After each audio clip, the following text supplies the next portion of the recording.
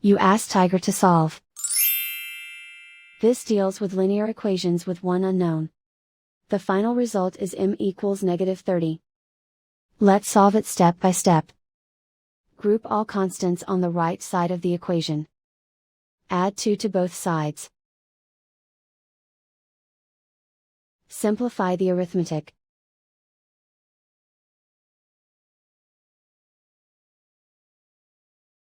Isolate the m. Multiply both sides by 5. Group like terms.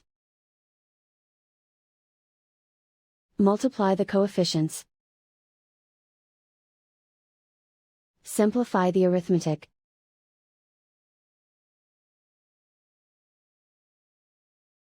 Convert the m into a positive number. Multiply both sides by -1.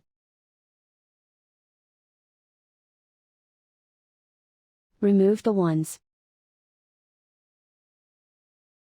Simplify the arithmetic. And so the final result is m equals -30.